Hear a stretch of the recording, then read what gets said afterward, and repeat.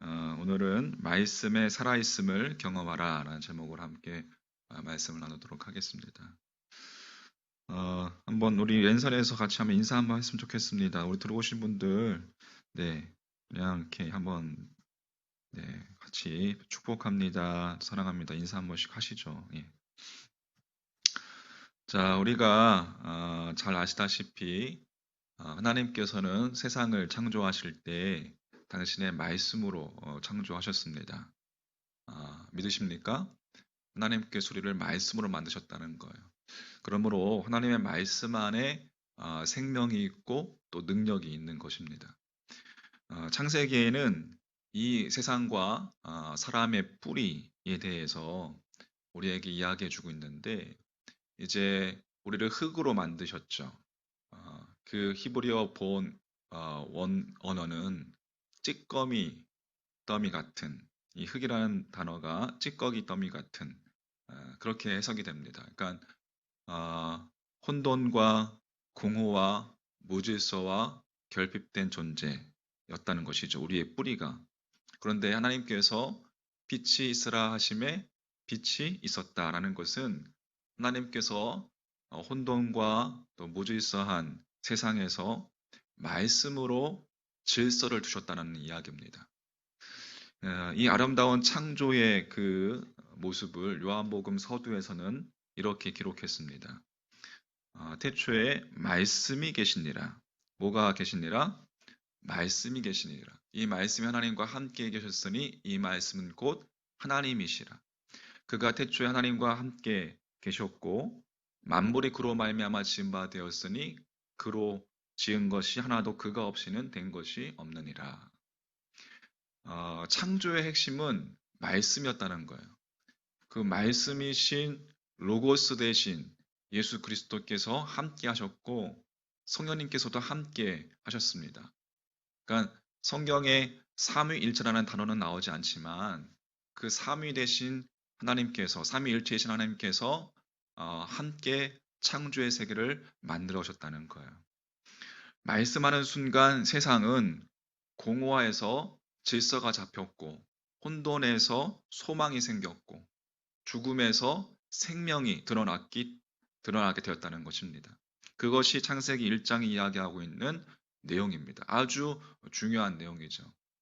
따라서 하나님의 자녀인 우리들은 무조건 조건 없이 무조건 하나님의 말씀으로 여러분 살아야 합니다. 우리의 육신은 이렇게 음식을 먹고 또 취사하는 것으로 그렇게 살아가지만 우리의 영혼, 인간은 영혼육으로 지어진 존재. 우리의 영혼은 하나님의 말씀으로 살아야 된다는 거예요. 우리 육신도 마찬가지입니다. 말씀이 우리 안에 있을 때 여러분 두려움이 사라지는 것이고 어둠이 물러가는 것이고 우리 육신도 치유가 일어나는 것이고 혼돈과 공허함이 사라지게 되는 것, 질서와 체험으로 바뀌게 되는 것입니다. 할렐루야. 사도 바울은 에베소서 6장 17절에서 하나님의 말씀을 성령의 검으로 그렇게 비유했습니다. 하나님의 성령의 검, 곧 하나님의 말씀을 가지라. 말씀을 성령의 검으로 표현했다는 거예요. 그러니까 우리가 예정하거나 우리가 조정할 수는 없지만 그 말씀이 우리로 하여금 언제고 우리를 찌르고 자르고 쪼개어서 우리를 변화시킨다는 거예요. 그러니까 말씀이 옛자를 자르고 자르는 그리고 변화시키는 능력이라는 말입니다. 오늘 같이 읽었던 히브리서 4장 12절 말씀 같이 한번 다시 읽어보도록 하겠습니다. 자, 히브리서 4장 12절 말씀. 자, 온라인상에서 가정에서 들으신 분들 신약성경 히브리서 4장 12절입니다. 같이 한 목소리로 큰 소리로 시작. 하나님의 말씀은 살아있고 활력이 있어 좌우의 날선 어떠한 검보다도 예리하여 혼과 영과 및 관절과 골수를 쪼개기까지 하며 또 마음의 생각과 뜻을 판단하나니. 아멘. 하나님의 말씀이 살아있어서 이 말씀이 기록된 말씀이 기록되어진 것으로 문자에 갇혀있는 말씀이 아니라 지금도 쉐마의 말씀, 살아서 움직이는 역사하는 생명의 말씀이라는 거예요. 믿으십니까? 그래서 그 말씀이 좌우의 날선 어떠한 검보다도 예리해서 우리를 찔러 혼과 영과 관절과 우리 육신의 골수를 쪼개기까지 하며 우리의 육신을 치유하기도 하고 또 우리의 마음과 생각과 뜻을 판단한다라고 그렇게 말씀하고 있어요. 그러니까 반드시 여러분 하나님의 말씀을 우리가 들어야 한다는 거예요. 하나님의 자녀된 하나님으로부터 만들어진 피조물인 우리는 하나님의 말씀을 들어야 합니다. 그래야 변화가 이룰 수 있고 그래야 진짜 살아갈 수 있는 거예요.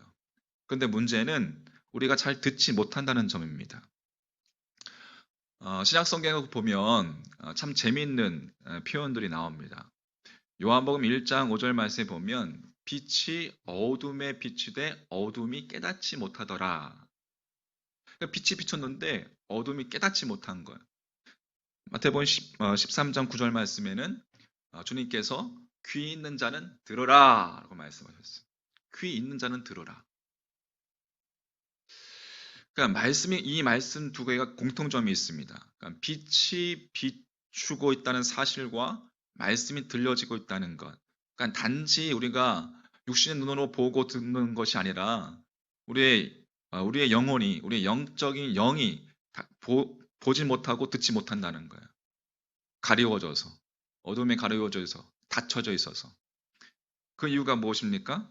그 이유가 이사야서 44장 18절 말씀에 그들이 알지도 못하고 깨닫지도 못함은 그들의 눈이 가려져 보지 못하며 그들의 마음이 어두워져서 깨닫지 못함이니라. 단지 우리의 육신의 눈과 귀를 의미하는 것이 아니라 우리의 영혼의 눈과 영혼의 귀가 닫혀 있고 가려져서 보지 못하고 듣지 못한다는 것이죠. 하나님의 말씀이 우리를 변화시키지만 우리가 그 말씀과 그 빛을 우리 안에 있는 어두움이, 우리 안에 있는 깨어짐이 외면한다는 거예요. 다시 말해서 죄가 하나님의 말씀을 가려워지게 한다는 것입니다. 그러니까 하나님을 믿지만 다시 말해서 이 말은 하나님의 온전한 통치가 이루어지지 않았다는 거예요. 우리의 삶 가운데서 나의 모습이 하나님의 온전한 통치하심이 이루어지지 않았다는 것이죠. 다시 말해서 이것은 우리의 내적인 모습이 우리의 영과 혼이 버무려진 상태이기 때문이라는 것이죠. 그래서 영적인 것처럼 보이지만 혼적이고 혼적이다가도 영적이고 그러니까 우리들이 오락가락하는 모습을 보이는 이유입니다. 우리의 삶이 평온할 때는 신앙적인 사람이 되었다가 영적인 사람이 되었다가 위급할 때 문제가 생길 때는 혼적인 사람이 되어서 감정적인 영역, 즉 혼적인 영역까지만 하나님의 통치하심을 받는다는 거예요. 우리의 영혼, 육의 모든 영역이 하나님의 통치하심을 받는 온전한 사람으로 변화되어야 되는데 그렇지 못하다는 것이죠. 따라서 우리가 그렇게 우리의 영혼, 육이 모두가 하나님의 온전하심, 통치하심으로 변화되기 위해서 말씀을 듣는 수밖에 없다는 거예요. 그러니까 우리의 혼이 내면의 지배적인 역할을 하며 들을 귀가 열리지 않았더라도 아직까지 들을 귀가 다 열리지 않았더라도 그래도 계속해서 끊임없이 들어야 한다는 거예요. 다른 방법이 없습니다. 계속해서 하나님의 말씀을 보고 듣고 아직 들리지 않아도 들을 귀가 없어도 들어야 합니다. 왜? 희망은 생명은 말씀뿐이기 때문에 그렇습니다. 그래서 오늘 우리가 읽었던 히브리서 4장 12절 하나님의 말씀은 살아있고 활력이 있어 좌우의 날서 어떠한 검보다도 예리하여 혼과 영과 및 관절과 골수를 쪼개기까지 하기 때문에 그렇기 때문에 하나님의 말씀을 들어야 된다는 거예요. 영, 혼, 육. 지금은 완벽히 영적인 귀가 열린 상태가 아니더라도 어느 순간에 말씀이 우리를 쪼개고 정리해 준다는 이야기입니다. 그래서 들어야 합니다. 그래서 주의 말씀을 읽어야 해요. 읽는다는 것은 뭐예요? 우리의 마음으로 새긴다는 것이죠.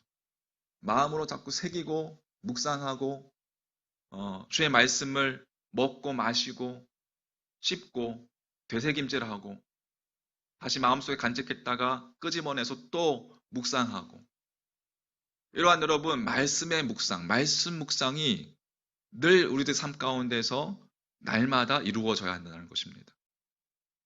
우리는 아직 다 이룬 것이 아니에요. 온전한 자로 우리는 성화된 자가 아닙니다. 말씀을 여러분 사모하시고 날마다 말씀을 들으시기를, 말씀을 묵상하시기를. 그래서 우리 내면의 존재에 있는, 우리 안에 존재해 있는 옛자, 옛 성품, 옛 모습, 옛 사고방식, 옛 삶의 태도가 성령의 검으로 잘려져서 온전한 하나님의 통치하심 가운데 거하는 여러분 그러한 우리들의 영혼육이 되기를 주님의 이름으로 간절히 축원합니다. 다 같이 아멘. 2000년 전에 인간의 모습으로 이 땅에 오셨던 예수님께서는 사탄의 유혹을 물리치시는 것으로 이제 당신의 공적 생애를 시작하셨습니다. 40일 동안 금식하신, 광야에서 40일 동안 금식하신 그 예수님에 대해서 사탄이 다가와서 예수님을 유혹하죠. 첫 번째 유혹은 널려져 있는 돌들로 하여금 무엇이 되게끔 하라? 떡덩이가 되게끔 해라. 배가 고플 거 아닙니까? 40일 동안 금식했으니까. 그 유혹에 대한 예수님의 응답은 어땠습니까? 마태복음 4장 4절 말씀에 보면 기록되었으되 사람이 떡으로만 살 것이 아니요 하나님의 입으로부터 나오는 모든 무엇으로 살 것이라? 말씀으로 살 것이라 하였느니라. 할렐루야. 한번 따라서 해볼게요. 하나님의 입으로부터 나오는 모든 말씀으로 살 것이라. 주님은 하나님의 말씀으로 응수하셨어요.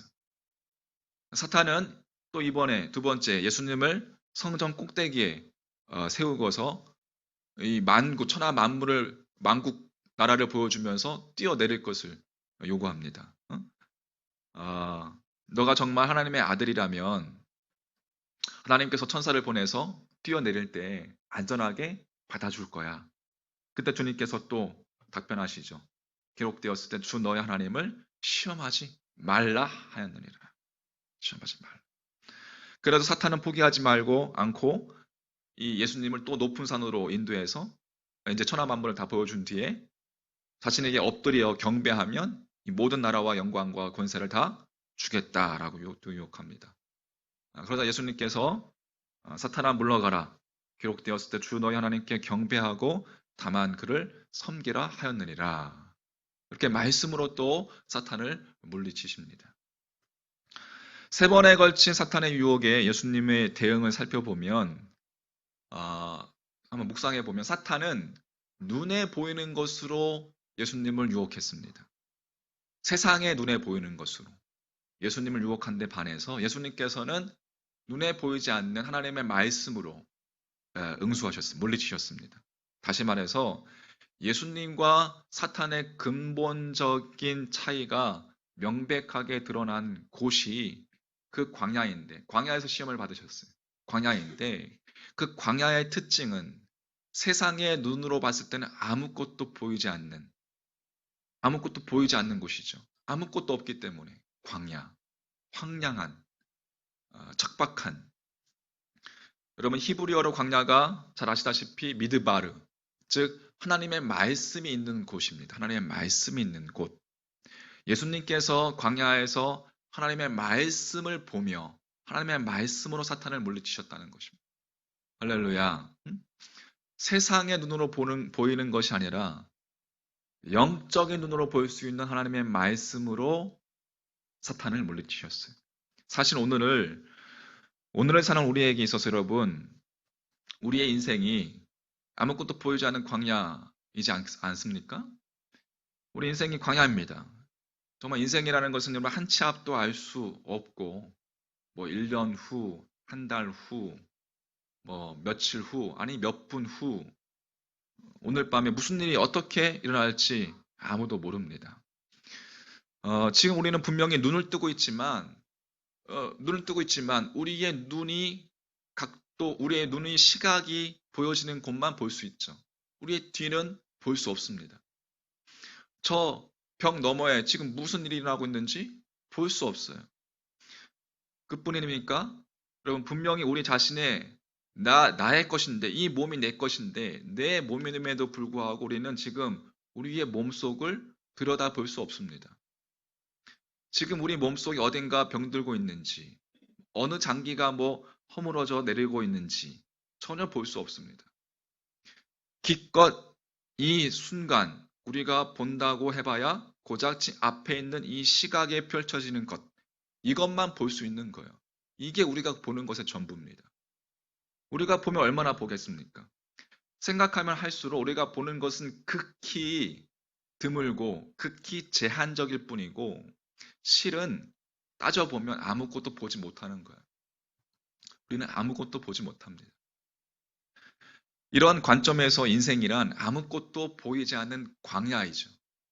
아무것도 보이지 않는 광야일 수밖에 없습니다. 여기에 예외인 인생은 아무도 없습니다. 모든 인생은 광야입니다. 인생이 한 치 앞도 보이지 않는 광야이기 때문에 그 광야에서 도리어 보이지 않는 영원하신 하나님을 또렷이 바라보며 그 말씀을 또렷이 들으며 그렇게 사는 것이 지혜로운 인생이고, 그렇게 선택하는 것이 지혜로운 자이고, 그것이 능력의 인생이라는 것입니다. 할렐루야. 그러므로 여러분, 눈에 보이지 않지만 또 우리 귀에 잘 들리진 않지만 주의 말씀을 자꾸 보려 하고 자꾸 들으려 할 때에 보이지 않던 것이 보이며 들리지 않던 것이 들리게 되는 말씀의 살아있음을 여러분 경험하게 되는 것입니다. 여러분, 무엇이 여러분을 가로막고 있습니까? 무엇이 우리의 마음속에 혼재해 있습니까? 하나님의 말씀이 우리들의 인생과 우리의 내면 가운데, 우리의 영혼, 육 가운데 경험되어지는 말씀 되기를 주님의 이름으로 간절히 축원합니다. 말씀의 살아있음이 여러분 각자 여러분의 삶의 영역 가운데 경험되어지기를 다시 한번 주님의 이름으로 간절히 축원합니다. 일반적으로 사람들은, 자, 우리 마무리하면서, 일반적으로 사람들은 자신이 하고 싶은 것은 즐겨 행합니다. 반면에 해야 할 것은 꺼리는 경향이 있습니다. 우리가 그래요. 인간의 모습이 그렇습니다. 하고 싶은 것은 문자 그대로 하고 싶은 것이기 때문에 별도의 결단과 의지가 없어도 합니다.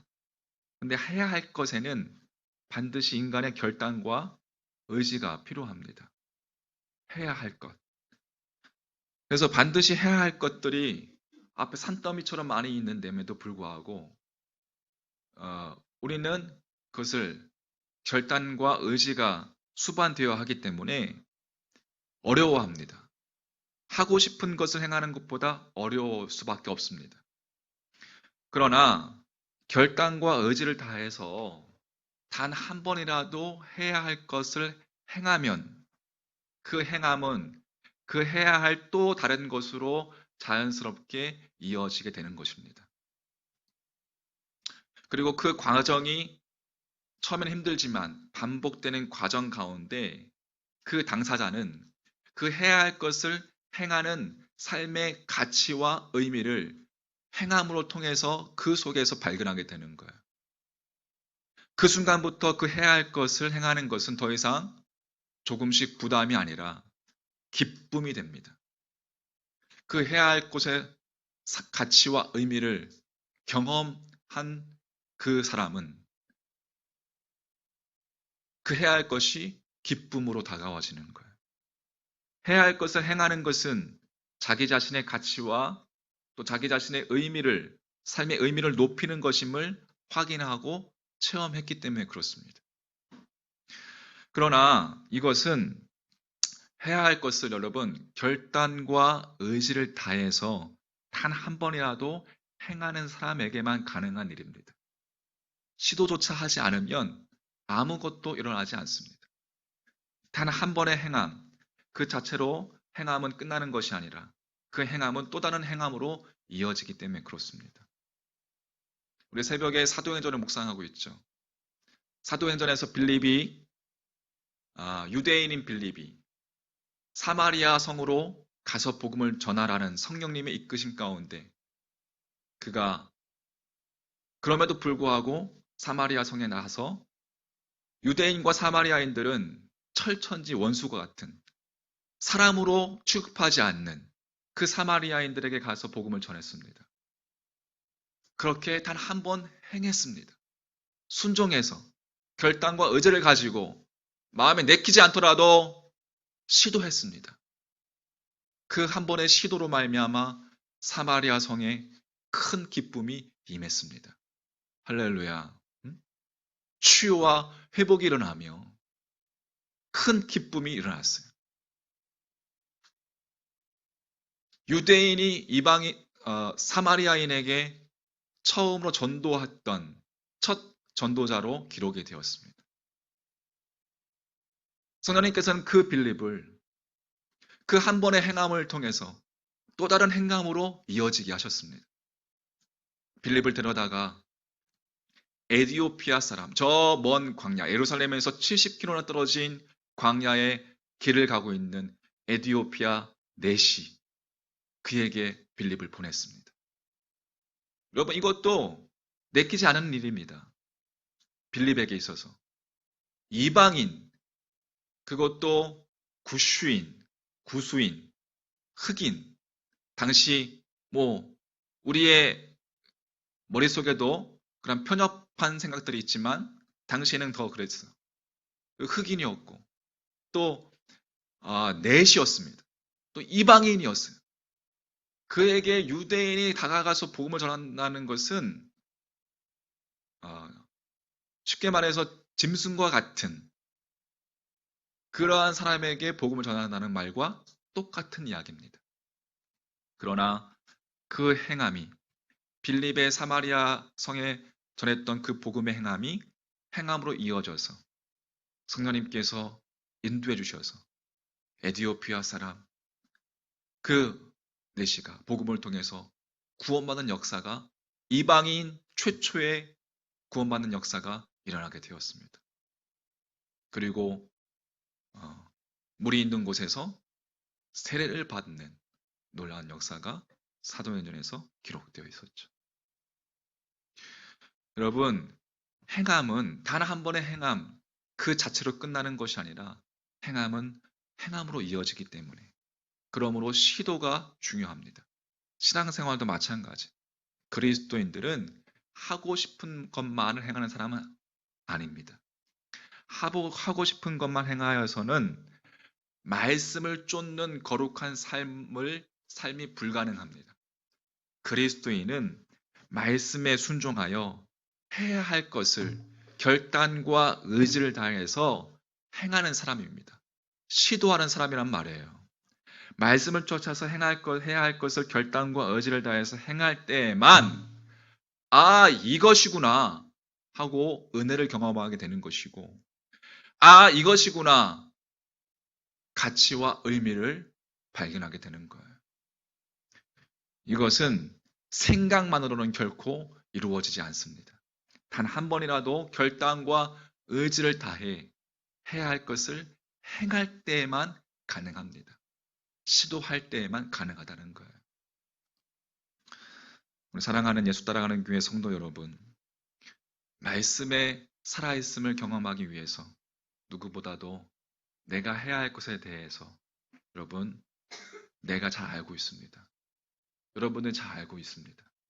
알고 있는 것으로 그치면 생각으로 끝나지만 행동함으로 시도함으로 나아갈 때 결단과 의지를 가지고 나아갈 때 놀랍도록 하나님의 말씀에 살아있음을 경험하는 일들이 여러분의 삶의 능력 가운데 일어나게 될 것입니다.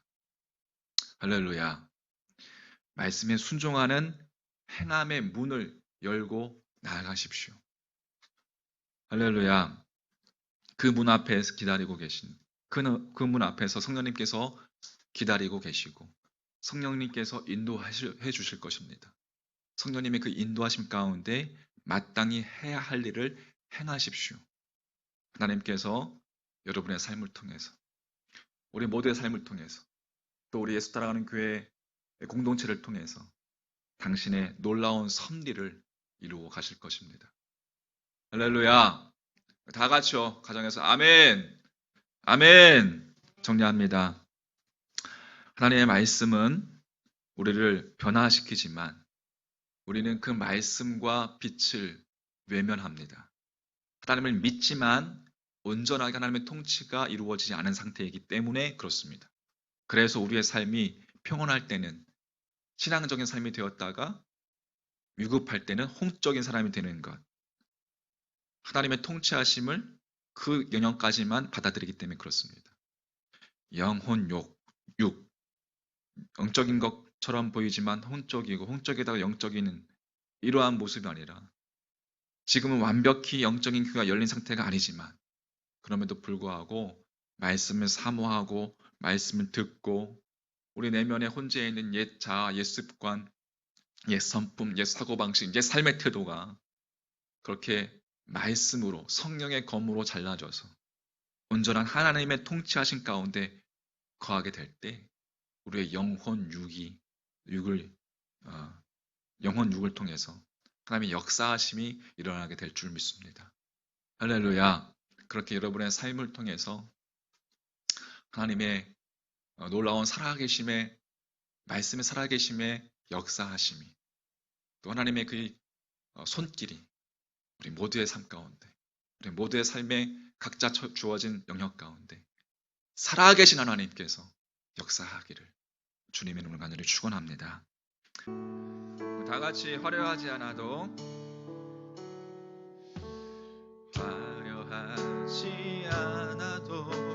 정결하게 사는 삶 가진 것이 적어도 감사하며 사는 삶 내게 주신 작은 힘 나눠주며 사는 삶 이것이 나의 삶의 행복이라. 우리 한 번 더 화려하지 않아도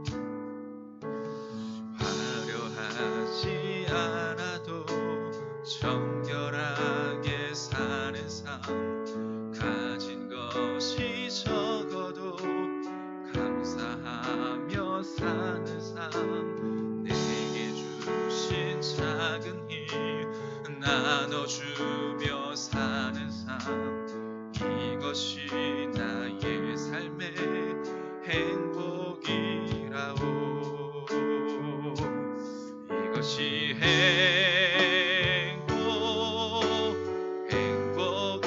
행복이라고 세상은 알 수 없는 하나님 선물 이것이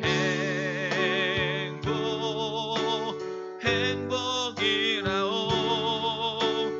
하나님의 자녀로 살아가는 것 이것이 행복이라오. 2절 고백합니다. 눈물 날릴 많지만